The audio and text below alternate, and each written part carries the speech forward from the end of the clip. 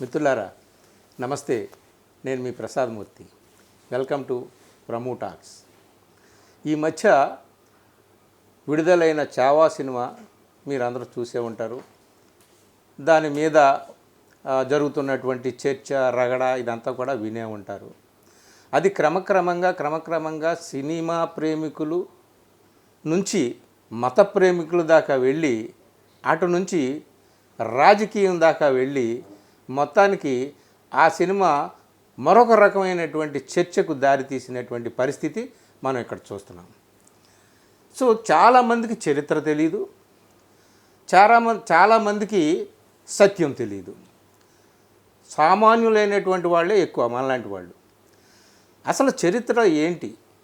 ఎప్పుడో 400 సంవత్సరాల క్రితం ఔరంగజేబు, ఆయన పరిపాలన, అలాగే మొఘలుల సామ్రాజ్యం, ఆనాటి పరిస్థితులు, అప్పుడు ఏం జరిగింది, ఔరంగజేబు నిజంగా ఈ చావా సినిమాలో చూపిస్తున్నట్టుగా అంత క్రూరుడా, అంత నియంత, లేదా హిందువులకు అంత పచ్చి వ్యతిరేకంగా ఆయన వ్యవహారం చేశాడా, సంభాజీ మహారాజుని ఆయనే స్వయంగా శిక్షించాడా, ఇట్లాంటివన్నీ కూడా ఇప్పుడు వస్తున్నాయి.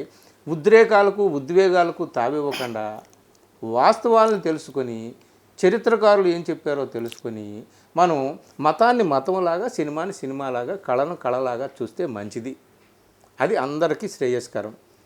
ఏ రాజు అయినా, ఏ చక్రవర్తి అయినా తన రాజ్య విస్తరణ కోసం ఇతర రాజులను చంపించడం, బందీలు చేయడం, అయిన వాళ్ళను కూడా బందీలు చేయడం, చంపించడం అనేటటువంటిది సమస్త రాజుల చరిత్రలోనూ చాలా మామూలు విషయంగా ఇది మనం చదువుకున్నాం. కాబట్టి మిత్రులారా, ఎప్పుడో శతాబ్దాల క్రితం జరిగినటువంటి దాన్ని నవలగా రాసి ఆ నవలని సినిమాగా తీశారు. సినిమాని సినిమాగా చూస్తే మంచిది. ఆ సినిమా ద్వారా మళ్ళీ మతం రంగు తీసుకొచ్చి దానితో విద్వేషాలను పెంచుకుంటే లాభం లేదు. అసలు ఈ సినిమాలో సంభాజీ మహారాజుని కేంద్రంగా తీశారు. ఆయన హిందుత్వానికి, హిందూ మతానికి ఆయనే ఏకైక ప్రతినిధిగా, మహాచక్రవర్తిగా ఇక్కడ చూపించారు. ఔరంగజేబు ఆయన క్రూరుడుగా, ఒక క్రూర శాసకుడిగా ఆయన్ని చూపించారు. ఇదంతా సినిమాలో చూపించినటువంటిది. అసలు వాస్తవం ఏమిటి? దీన్ని పట్టుకొని మనం ఊరేగడం, ఉద్వేగాలకు వెళ్ళడం మాట అట్లా ఉంచి, అసలు ఏమిటి ఔరంగజేబు ఎవరు, ఆయన ఏం చేశాడు, సంభాజీ మహారాజు ఎవరు, ఆయన తండ్రి శివాజీ ఎవరు, వీళ్ళకి ఔరంగజేబుకి మధ్య ఉన్నటువంటి వైరుధ్యం ఏంటి, యుద్ధ వాతావరణం ఏంటి, అసలు సత్యం ఏంటి, ఇవన్నీ కూడా మనం ఈ రోజున తెలుసుకుందాం. మన దగ్గర ప్రముఖ సైన్స్ ప్రచారకులు, గొప్ప రచయిత, కవి, కేంద్ర సాహిత్య అకాడమీ అవార్డు గ్రహీత డాక్టర్ దేవరాజ్ మహారాజ్ గారు ఉన్నారు. ఆయనతో ఈ విషయాలు, ఈ చరిత్రకు సంబంధించినటువంటి అన్ని విషయాలు, చరిత్రగా, వాస్తవంగా మనం తెలుసుకోవడానికి ప్రయత్నం చేద్దాం. నమస్తే సార్. నమస్తే ప్రేక్షకులందరికీ నమస్కారం సార్. జై ఇన్సాన్. Thank you. అది జై ఇన్సాన్ మనకి కావాల్సినటువంటి స్లోగన్. అది మనిషి కేంద్రంగా మనుషులు అందరూ బ్రతుకుతారు కాబట్టి. సార్, ఇప్పుడు ఇది ఈ మధ్య ఒక సినిమా వచ్చింది, చావా అనేటటువంటి సినిమా. మీరు సినిమాలకి గట్రా వెళ్ళరు కాబట్టి అది అవసరం లేదు, మీరు చూడాల్సిన అవసరం కూడా లేదు. కానీ ఇక్కడ మన ప్రేక్షకులకి తెలియాల్సినటువంటి విషయం ఏమిటంటే, వాట్ ఈస్ ద సిచ్యువేషన్ అంటే, అప్పుడు ఆ కాలంలో 16th centuryలో ఔరంగజేబు ఆయనకి శివాజీకి మధ్య ఏం గొడవ జరిగింది, నిజంగా అంత క్రూరమైనటువంటి వాడా, అంత దుర్మార్గుడా ఔరంగజేబు, ఆయన కాలంలో ఏమీ జరగలేదా? నిన్నగాక మొన్న మహారాష్ట్ర అసెంబ్లీలో ఎవరో సమాజ్వాదీ ఎమ్మెల్యే ఆయన ఔరంగజేబు ఆ కాలంలో కొంత ఏదో అభివృద్ధి జరిగిందని చెప్పేటప్పటికి ఆయన సస్పెండ్ చేశారు. ఇక ఏకంగా మొత్తం అరెస్ట్ చేసి ఆయన లోపల పడేయాలని చెప్పి ఫడ్నవీస్ లాంటి ముఖ్యమంత్రి, బీజేపీ ముఖ్యమంత్రి అంటున్నాడు. సో ఈ విధంగా రాజకీయంలోకి కూడా సినిమా వెళ్ళిపోయింది. అసలు వాస్తవం ఏమిటి సార్? అసలు ముందు శివాజీ దగ్గర ప్రారంభిద్దాం. అలా శివాజీ ఏమిటి, శివాజీని చంపించింది ఎవరు, లేదా ఆయనకు వ్యతిరేకంగా పనిచేసింది ఎవరు, దీని వెనక మతం ఉందా, లేకపోతే రాజకీయం ఉందా, ఏ విధమైనటువంటి చారిత్రక కారణాలు ఉన్నాయి, ఏంటి ఒకసారి మన దేశంలో ఉన్న గొప్ప రాజులలో శివాజీ కూడా ఒకడు. అయితే ఆయన అగ్రకులానికి చెందినవాడు కాదు కాబట్టి అతని పట్టాభిషేకమే చాలా వివాదాస్పదమైంది. ఒక తక్కువ కులం వాడు రాజ్యాధికారానికి రావటమా అని పట్టాభిషేకం చేయటానికి ఏ పురోహితుడు కూడా ముందుకు రాకపోతే బెంగాల్ నుంచి గాగా భట్టు అనే అతనికి ఎక్కువ మొత్తంలో పారితోషికం ఇచ్చి ఆయన్ని పిలుచుకొస్తే ఆయన పట్టాభిషేకం చేశాడు, కానీ శివాజీని ఘోరంగా అవమానించాడు. చేతి బొటన వేలుతో బొట్టు పెట్టడానికి బదులు కాలి బొటన వేలుతో బొట్టు పెట్టి పట్టాభిషేకం చేశాడు. ఒక రాజు అంటే ఆ క్షేత్రానికి పతి, క్షేత్రపతి. ఆ క్షేత్రపతిని చిన్న ఛత్రానికి కుదించి ఛత్రపతి అని బిరుదు ఇచ్చి అక్కడ కూర్చోబెట్టాడు. మొట్టమొదలు అక్కడే పొరపాటు జరిగింది. సరే, రాజు అయ్యాడు కాబట్టి ఆయన ఇవన్నీ మనసులో పెట్టుకోలేదు. బ్రాహ్మణిజం మీద కానీ, ముస్లింల మీద కానీ, ఇతర మతస్థుల మీద కానీ శివాజీకి ఏ రకమైన ప్రత్యేకమైన కోపం కానీ దురుద్దేశాలు కానీ లేవు. ఆయన ఒక సోషలిస్ట్ విధానంలో అందరినీ కలుపుకొని పోదాము, అందరి బాగోగులు చూద్దాము అనే దృక్పథంతో రాజ్యపాలన చేశాడు. అయితే తర్వాత కాలంలో ఆయనను హిందూ మత ఉద్ధారకుడిగా మనువాదులు ప్రచారం చేశారు. అసలు అక్కడ కాన్ఫ్లిక్ట్ మొఘల్ రాజుకును హిందూ రాజుకు మధ్య కాదు. మొఘల్ రాజుకు హిందూ శివాజీకిను మొఘల్ ముస్లిం రాజుకు మధ్య గొడవలు ఏమిటి అంటే రాజుకు మధ్యలో ఉండే గొడవలు మతపరమైనవి కాదు, మతపరమైన సమస్యలు కానే కావు. ఔరంగజేబు తన రాజ్యం విస్తరించుకోవాలనుకుంటాడు, శివాజీ తన రాజ్యాన్ని ముందుకు తీసుకుపోవాలనుకుంటాడు. ఆ కాన్ఫ్లిక్ట్ తప్ప అక్కడ మతాలు అడ్డు కాలేదు, మతాల పరమైన దురభిప్రాయాలు వాళ్ళ మధ్య లేనే లేవు. ఇంకొకటి ఏమిటంటే శివాజీ ఎంత మంచి పరిపాలన అందించాడంటే ప్రతి రైతుకు కూడా రుణాలు అందించాడు.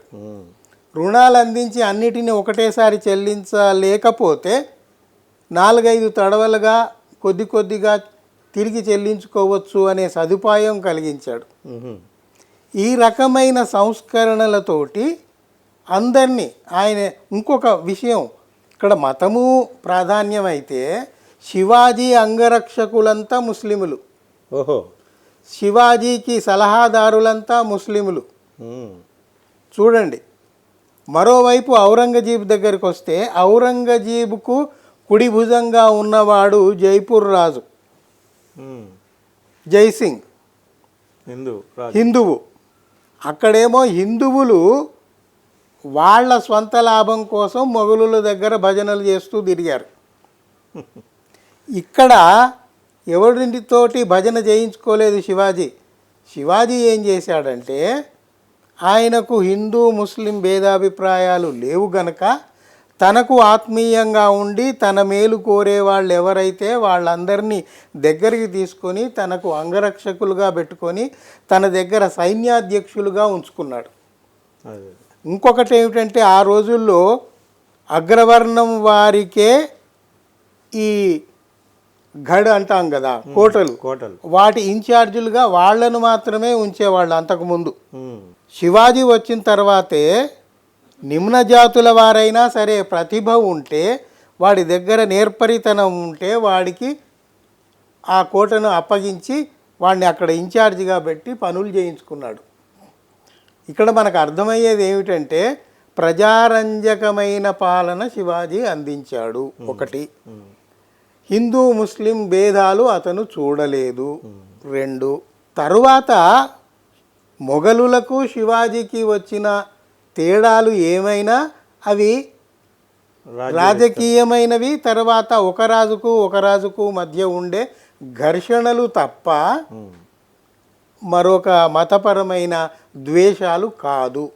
ఆ తర్వాత మనువాదులు కల్పించుకొని వీరి మధ్య మతపరమైన ఘర్షణలు జరిగాయి అనేది కల్పించి జనాలకు చెబుతూ వచ్చారు. వాస్తవంగా సార్ మనువాదులు అంటే గుర్తొచ్చింది, ఈయన శివాజీకి వ్యతిరేకంగా ఆనాడు బ్రాహ్మణ మనువాదులే కుట్రలు చేశారనేటటువంటిది కూడా మీరు ఎక్కడో మాట్లాడిన దాంట్లో విన్నాను నేను. తప్పకుండా. అది అంటే ఈయన శూద్రరాజు అని. ఈయన మీకు పట్టాభిషేకం ఎట్లా అయిందో చెప్పాను కదా, చెప్పారు.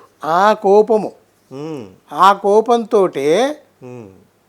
ఇంకోటి ఏం చేశాడంటే, ఒక బ్రాహ్మణుడు ఒక అత్యాచారానికి పాల్పడితే శివాజీ వాడికి మరణ శిక్ష విధించాడు.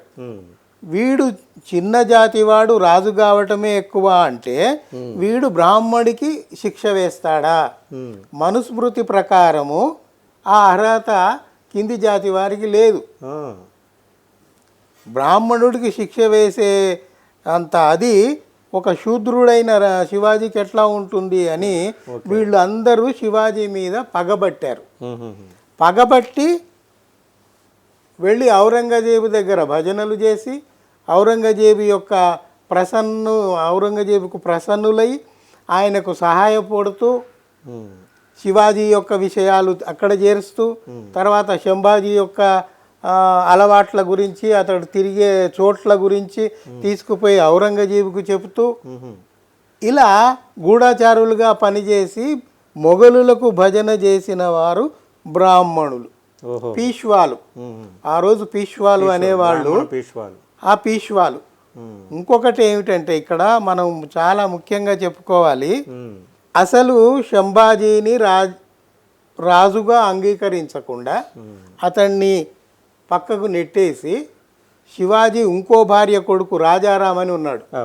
వాడు చిన్న కుర్రవాడే. అయితే ఆ కుర్రవాడిని సింహాసనం మీద కూర్చోబెడితే ఈ పీష్వాలు తమకు ఇష్టం వచ్చినట్టు అధికారం చేయవచ్చు అని చెప్పి అక్కడ ఆ పాయింట్ దగ్గరికి వద్దాం సార్. ఆ పాయింట్ దగ్గరికి వద్దాం శంభాజీ దగ్గరికి వచ్చినప్పుడు. అయితే ఇక్కడ మనకి క్లారిటీగా ఒక క్లారిటీ వచ్చింది మీతో మాట్లాడడం వల్ల. అదేమిటయ్యా అంటే, శివాజీకి ఔరంగజేబుకి మధ్య ఉన్నటువంటి whatever the dispute was there, అది రాజకీయమైనటువంటి డిస్ప్యూటు, రాజ్య విస్తరణకు సంబంధించినటువంటి డిస్ప్యూటే కానీ మతపరమైంది కాదు.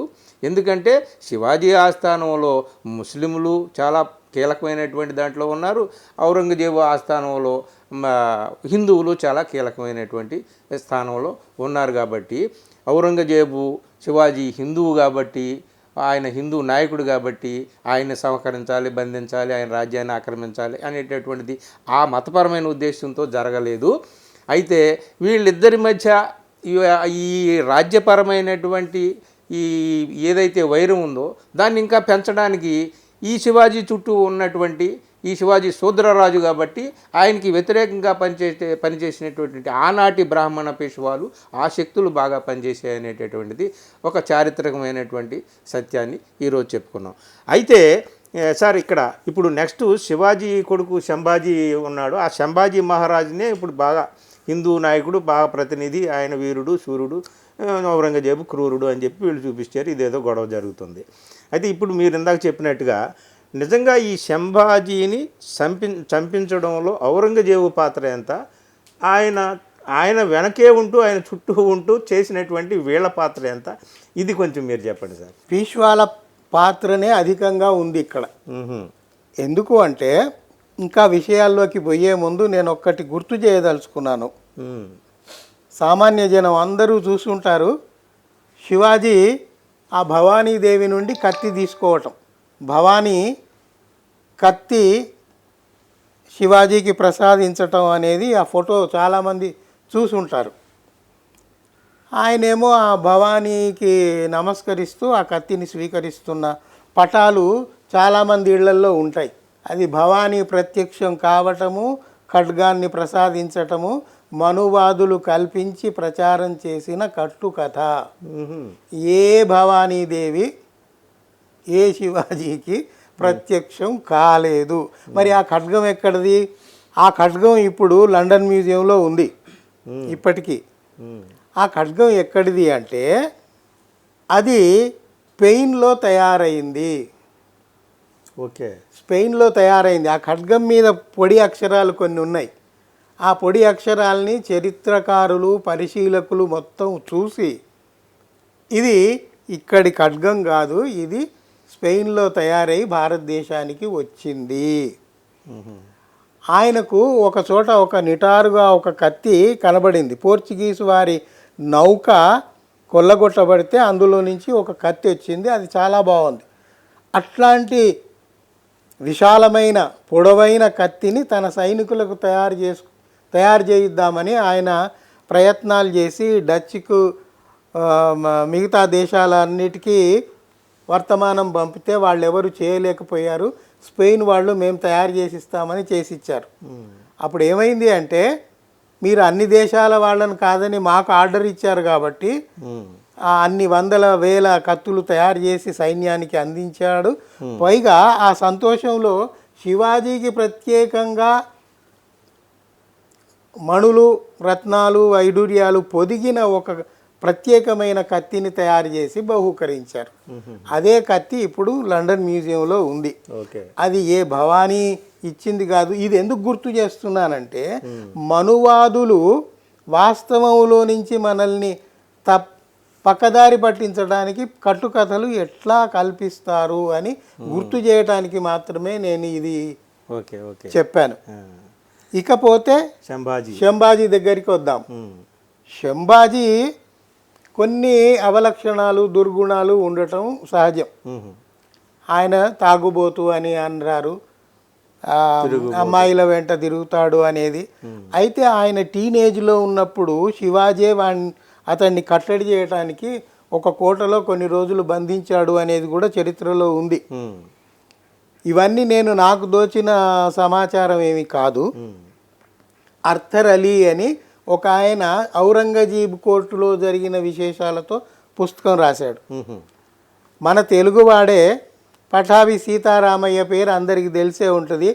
ఆయన కూడా ఒక పుస్తకం రాశాడు. ఆయన రాసిన పుస్తకంలో కూడా ఔరంగజేబు ఈ కాశీ దేవాలయాన్ని ఎందుకు గూలగొట్టాడు అనే దాని మీద సవివరణంగా రాశాడు ఆయన.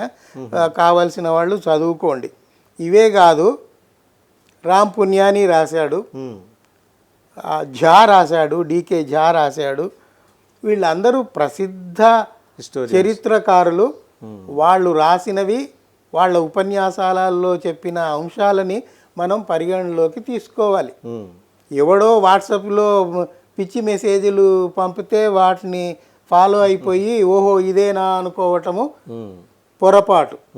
మనం ఎందుకు జాగ్రత్తగా ఉండాలంటే, ఇప్పుడు అధికారంలో ఉన్నవాళ్ళు 4500 మంది ఐటీ ఎంప్లాయీస్ను పెట్టుకొని ఒక ఐటీ సెల్ పెట్టి రోజు లక్షల తప్పుడు వార్తలు, మార్ఫింగ్ ఫోటోలు ప్రపంచవ్యాప్తంగా ప్రచారం చేస్తూ ఉన్నారు. కాబట్టి సామాన్య మానవులు చాలా జాగ్రత్తగా ఉండాలి. ఏది నిజం, ఏది అబద్ధం అనేది ఎక్కడికక్కడ ఎప్పటికప్పుడు తేల్చుకుంటూ ఉండాలి.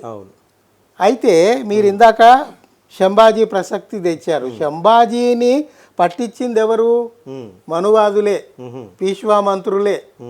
లేకపోతే ఆయన దొరికేవాడు కాదు. ఈ ఆయన చుట్టూ ఉన్న వీళ్ళు ఔరంగజేబుకు సమాచారం అందించి ఫలాని వాడు ఇక్కడ ఉన్నాడు, మీకు కావలసిన వాడు అని ఔరంగజేబు సైనికుల్ని తీసుకొచ్చి ఆయనను పట్టించి, సరే ఆ సైనికులే చంపేశారు. కానీ మనుధర్మశాస్త్ర ప్రకారం ఒక శూద్రుడికి ఎలాంటి శిక్షలు విధించాలి అనేది అందులో ఉంది. దాని ప్రకారమే కనుగుడ్లు పీకి, చర్మం ఒలిచి, ముక్కలు ముక్కలుగా నరికి, అంత క్రూరంగా హింసించింది, గోళ్ళు పీకి ఇదంతా ఇంత చిత్రహింసలు చేసింది పీష్వాలు, అంటే బ్రాహ్మణులు, అంటే మనువాదులు. ఔరంగజేబుకు ఇవన్నీ చేయాల్సిన పని లేదు. వాడు రాజు గనుక రాజును చంపేస్తాడు, రాజ్యం ఆక్రమిస్తాడు, అంతే. అంటే ఇందులో అంటే మీరు చూడలేదు కాబట్టి సినిమాలో చేసింది ఏమిటంటే, ఔరంగజేబు సైన్యమే అరెస్ట్ చేసి, సరే వాళ్ళది ఇద్దరు మనుషులు ఎవరో ఆంతరంగికులు ఉప్పందించారు, అది కరెక్ట్గా చూపించాడు సినిమాలో. కానీ ఔరంగజేబు స్వయంగా ఉండి, వాళ్ళ కూతురు కూడా స్వయంగా ఉండి అతన్ని కట్టించి లాస్ట్ ఒక 30-40 మినిట్స్ వాడిని 2 చేతులు విరిచికట్టి కత్తులతో కోసి వాడి మీద ఉప్పు రాసి గోళ్ళు పీకించి కళ్ళు పొడిపించి ఇవన్నీ కూడా ఔరంగజేబు దగ్గర ఉండి చేయించినట్టుగా మనకంత సినిమాలో కనిపిస్తుంది. అసలు మొత్తానికి ఔరంగజేబును శంభాజీ అసలు ఎప్పుడు ఎదురుపడలేదు. అయితే సినిమాలో ఉన్నదంతా ఫేక్. ఫేక్. ఇంకొకటి ఏమిటంటే సినిమా వాస్తవ సినిమా కాదది, it is a commercial cinema. Commercial cinema అయినప్పుడు వాడు ఇష్టం వచ్చినట్టు వాడు మళ్ళీ అది కూడా ఒక నవల ఆధారంగా, ఒక నవల ఆధారంగా వచ్చిన సినిమా కాబట్టి వాళ్ళకి ఇష్టం వచ్చినట్టుగా వాళ్ళు చూపించుకోవచ్చు. అదే అదే మనకు సినిమాతోటి సంబంధం లేదు, చరిత్రతోటి వాస్తవాలతోటి నిజాలతోటి సంబంధం ఉంది. మీరు ఒక్క నిమిషం ఒక్కసారి ఆలోచించండి. ఔరంగజేబు ఒక చక్రవర్తి, మొత్తం దేశాన్ని పరిపాలించేవాడు. శంభాజీ ఒక చిన్న ప్రాంతానికి రాజు. ఇతన్ని శిక్షించడానికి ఆయన పని కట్టుకొని వచ్చి ఆయన కూతురుతో వచ్చి అక్కడ కూర్చొని గుళ్ళు బీకిచ్చి ఇవన్నీ చేసుకుంటూ కూర్చుంటాడా? ఒక చక్రవర్తికి మరొక చిన్న రాజుకు ఏముంటుంది? అరే వాడిని చంపేసి ఆ రాజ్యం ఆక్రమించండి అంటే సైనికులు ఆ పని చేసేస్తారు, అయిపోతుంది. అంతవరకే అక్కడ జరిగింది, చారిత్రకంగా జరిగింది, వాస్తవంగా జరిగింది అది. తర్వాత ఈ మనువాదులు పీష్వా బ్రాహ్మణులు మనుధర్మశాస్త్రంలో ఇవన్నీ ఉన్నాయి కాబట్టి వీడు శూద్రరాజు కాబట్టి వీడికి శిక్ష వేయాలి కాబట్టి వీడిని ఇట్లా చేద్దాము అని వీళ్ళు చేశారు. ఔరంగజేబు సైన్యాన్ని అడ్డం పెట్టుకొని వీళ్ళు చేశారు. అతని తల నరకడము ఇవన్నీ కూడా నిజమే. అదంతా వీళ్ళు చేశారు, వీళ్ళు చేయించారు. వాళ్ళు చంపేసి వెళ్ళిపోయారండి. తర్వాత ఇవన్నీ విధవ పనులన్నీ చేసింది వీళ్ళు. మీకు ఇంకా ఒక ముఖ్యమైన విషయం నేను ఇక్కడ గుర్తు చేయదలుచుకున్నాను. నలంద విశ్వవిద్యాలయాన్ని కాలబెట్టారని మనందరికీ తెలుసు. అది ఎవడు కాలబెట్టాడు? ఆ బయట నుంచి వచ్చిన సుల్తాన్లకు అది కాలబెట్టాలని ఏముంటుంది తెలియదు. ఆ బయట నుంచి వచ్చిన సుల్తాన్కు అనారోగ్యంగా ఉంటే ఒక పురోహితుడు ఒక వైద్యుడు అనేవాళ్ళు కదా, ఒక అతన్ని పిలిస్తే అతను ఏదో మంది ఇచ్చాడు, అతనికి నయమైంది. నయమైతే నీకు ఏమి ఇవ్వాలి అంటే నాకు ఇచ్చేది ఏమి లేదు, మీరు ఆ నలంద భవనం చూశారు కదా అందులో చాలా నిధులు ఉన్నాయి, అవి కావాలంటే మీరు అవి కొల్లగొట్టుకొని పోండి అని వీడు ఒప్పందించాడు. వీళ్ళు ఈ సైనికులు ఆ సుల్తానుల సైనికులు ఎందుకు పోయారంటే మణులు రత్నాలు బంగారం దొరుకుతాయని నలందాలోకి పోయారు. తీరా పోతే అక్కడ ఏవీ లేవు. అందువల్ల ఎంత వెతికినా ఏమీ లేవు, అన్ని పుస్తకాలే ఉన్నాయి అని చికాకు పుట్టి అక్కడ అగ్గిపుల్లగిగి వేసిపోయారు, మంట పెట్టిపోయారు. అందువల్ల పుస్తకాలు నాశనమైనాయి. సరే అక్కడ మిగిలినవి కొన్ని రాహుల్ సంకృత్యాయన్ లాంటి వాళ్ళు కొంత బౌద్ధ భిక్కులు కొందరు తీసుకొని దరిదాపుల్లో ఉన్న దేశాలకు పారిపోయారు. ఇక అదంతా వేరే కథ. ఇక్కడ మనం గుర్తు చేసుకోవాల్సింది ఏమిటంటే ముస్లిములకు ఇక్కడ ఉన్న గ్రంథాలయాల మీద ఏ ద్వేషము లేదు. వాళ్ళు వచ్చింది బంగారము వెండి సంపద దోచుకోవడానికి. అందువల్ల వీళ్ళే వాళ్ళను ప్రోత్సహించి ఆ నలందాకు పోయి పంపి దాన్ని నాశనం చేయించింది వీళ్ళే, ఈ బ్రాహ్మణులే, ఆనాటి బ్రాహ్మణులు. అయితే ఇక్కడ మనం ఇంకొక విషయం క్లారిఫై చేసుకోవాలి. బ్రాహ్మణులు అని అంటున్నాము అంటే సమకాలీనంలో ఉన్న బ్రాహ్మణుల్ని మనం ద్వేషించటం లేదు, మనమంతా మానవవాదులం, అందరూ మనకు సమానులే. అయితే గతంలో జరిగిన పొరపాట్లను మనము తప్పకుండా చెప్పుకోవాలి.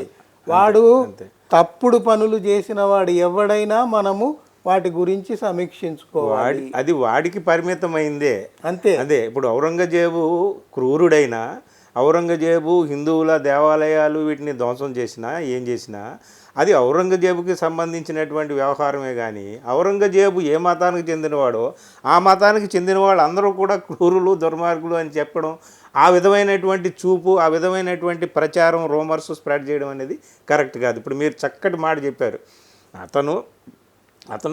అతను చేసినటువంటి పనులు అతని వరకే పరిమితం. కానీ అతని కులము అతని మతాన్ని పట్టుకొని ఆ బ్రాహ్మణులను పట్టుకొని ఈ బ్రాహ్మణుల్ని ద్రోహులుగాను దోషులుగాను నిందించడం ఎంత తప్పో, ఆ ముస్లిం రాజులు క్రూరులు అయితే ఆ ముస్లిం రాజులకే అది పరిమితం. కానీ ఆ ముస్లింలు అందరూ కూడా వాళ్ళ వాసులు కాబట్టి ఇంతే ద్రోహులు దుర్మార్గులు అని చెప్పడం కూడా అంతే తప్పు. ఇప్పుడున్న ప్రభుత్వం అదే చెప్తుంది. గతంలో ఏవో కట్టుకథలల్లి విష ప్రచారం చేసి ఇప్పుడున్న ముస్లింలను ద్వేషించండి అని ప్రోత్సహిస్తుంది.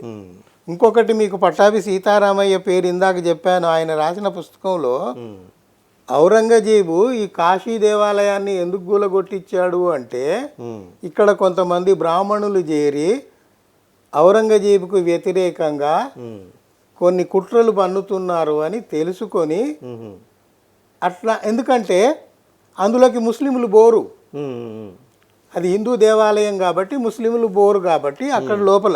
ఇంకొకటి ఏమైంది, కుట్రలే కాకుండా దాని మీద ఎవరిది సరైన నిఘా లేకపోయినందువల్ల అన్ని అసాంఘిక కార్యక్రమాలన్నీ ఆ దేవాలయంలో జరుగుతున్నాయి. అందువల్ల హిందువులలోనే కొంతమంది అరే ఇవన్నీ ఆపాల్సిన అవసరం ఉంది అని చక్రవర్తికి మొరబెట్టుకున్నారు. ఓకే ఓకే ఆ రోజుల్లో ఈ జయరాజు వాళ్ళందరూ చెప్పాం జైసింగ్ అని, వాళ్ళ దృష్టికి పోయి ఇక్కడ అసాంఘిక కార్యక్రమాలు జరుగుతున్నాయి కాబట్టి దాన్ని అరికట్టాల్సిన అవసరం ఉంది కాబట్టి అప్పుడు చక్రవర్తి దృష్టికి పోతే ఆయన చలో దాన్ని తీసేయండి అన్నాడు.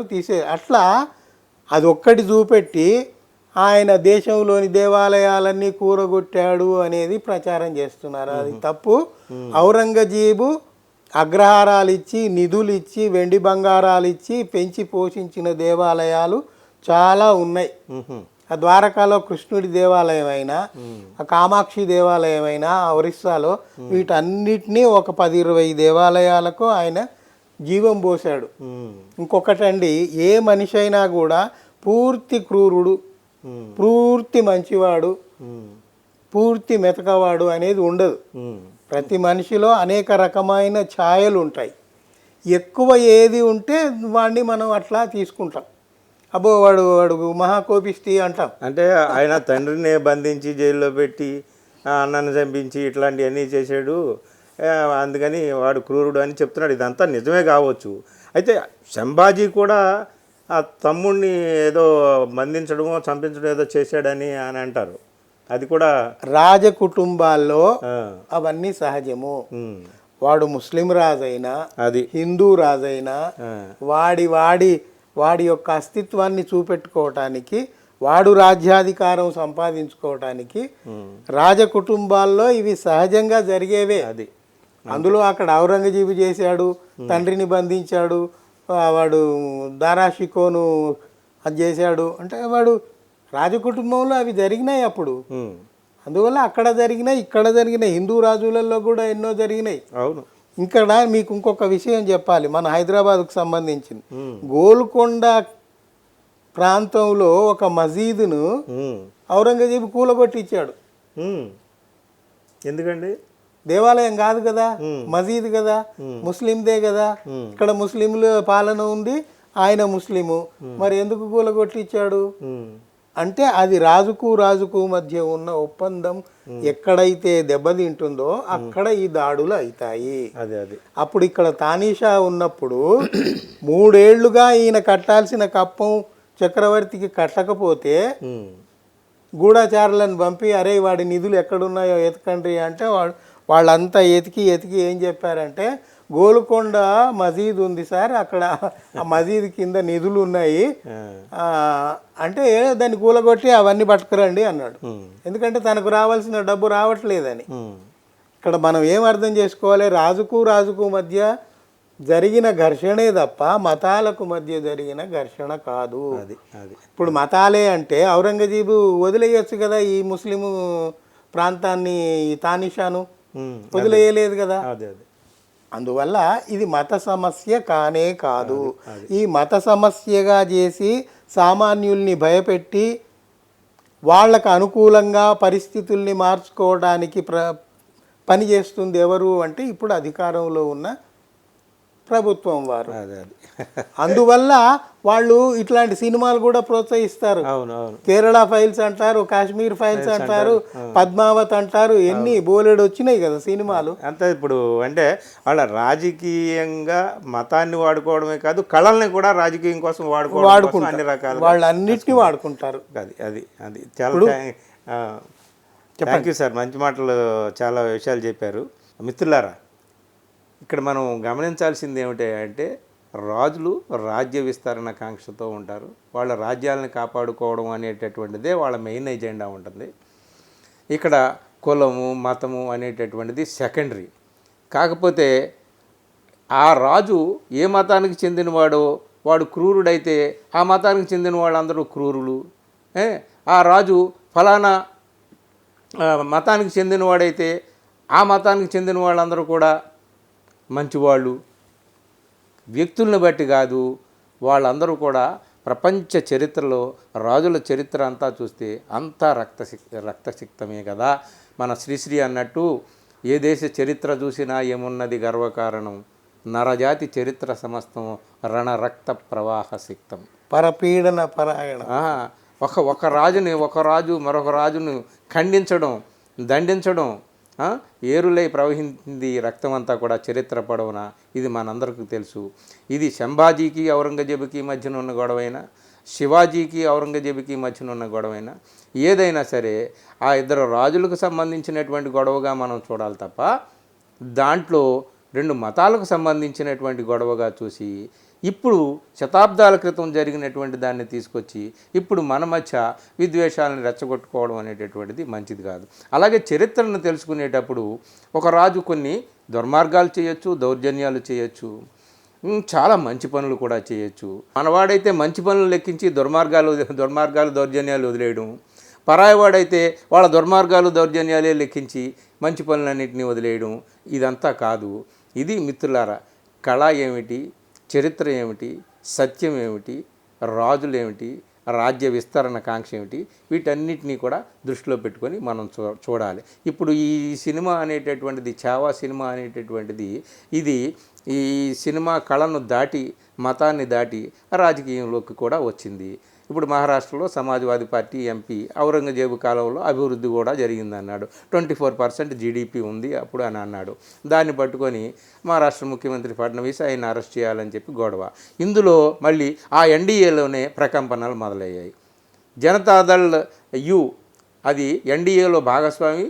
బీహార్లో జనతాదళ్ యు అలాగే బీజేపీ రెండు కలిసి ఉన్నటువంటి ప్రభుత్వం ఏర్పాటు చేసినటువంటిలో నిన్న ఆ జనతాదళ్ యునైటెడ్ పార్టీకి చెందినటువంటి ఒక నాయకుడు మాట్లాడిన బయట వైరల్ అయింది, నేను చూశాను. ఆయన ఏమంటున్నాడంటే, ఎప్పుడో జరిగిందయ్యా, 400 ఏళ్ల క్రితం ఎప్పుడో జరిగింది ఔరంగజేబు మాట. ఆయన ఎప్పుడో మందిరాలు కూర్చాడు, కుళ్ళు పడగొట్టాడని చెప్తారేంటి? ఆయన మందిరాలు కూలిస్తే మరి ఇప్పుడు మన రాజు ఏం చేస్తున్నాడు? మసీదులు కూలుస్తున్నాడు కదా. ఆయన దుర్మార్గుడు అయితే ఈయన దుర్మార్గుడు అనాలా? ఎందుకు వచ్చిన మాట? అన్ని శతాబ్దాల క్రితం దాకా ఎందుకు, ఇప్పుడు జరుగుతున్నది చూడండి అని చెప్పి ఆయన ఎన్డీఏలో పార్ట్నరే ఆయన. కాబట్టి మిత్రులారా, మనం తెలుసుకోవాల్సింది ఏమిటంటే డాక్టర్ దేవరాజ్ మహారాజ్ గారు చెప్పినటువంటి విషయాల ఆధారంగా శివాజీ ఎవరు, చంబాజీ ఎవరు, ఔరంగజేబు ఏంటి, వాళ్ళ మధ్య ఉన్నటువంటి వైరం ఏంటి, వైరుధ్యం ఏంటి, ఇదంతా కూడా చారిత్రకంగా అర్థం చేసుకొని సత్యాలని మనం తెలుసుకోవాలి, వాస్తవాలను తెలుసుకోవాలి. నిజాన్ని నిజంగా మనం నిగ్గు తేల్చుకొని అప్పుడు నిజం వైపు నిలబడాలి. అసత్యం వైపు, అసత్య ప్రచారాల వైపు కాదు. సార్ అన్నట్టు ఆ వాట్సాప్ యూనివర్సిటీల్లో ప్రచారం చేస్తారే, తెల్లారు లేస్తే ఊదరగొట్టు మెసేజ్లతో, వాటికి మనం లొంగిపోకూడదు. సత్యం వైపే మనం ఉండాలి. ఇది మిత్రులారా ఈరోజు మంచి విషయం. చాలా వివాదం, మరి ఇన్ని శతాబ్దాల తర్వాత మరోసారి వివాదాన్ని వెండితెర మీదకు తీసుకొచ్చారు కొంతమంది. దాన్ని అన్ని రంగాలలోనూ దాన్ని వ్యాప్తి చేసి దాన్ని వివాదంగా మార్చడానికి కొందరు ప్రయత్నం చేస్తున్నారు. అట్లాంటి వివాదాల్లోకి మనం వెళ్ళకూడదు. Thank you sir, thank you very much. మంచి విషయాలు చెప్పారు మాకు. థ్యాంక్ యూ మిత్రులారా, థ్యాంక్ యూ. ఈ వీడియో మీకు నచ్చితే మిత్రులకు షేర్ చేయండి, అలాగే ఛానల్ని సబ్స్క్రైబ్ చేయండి. Thank you.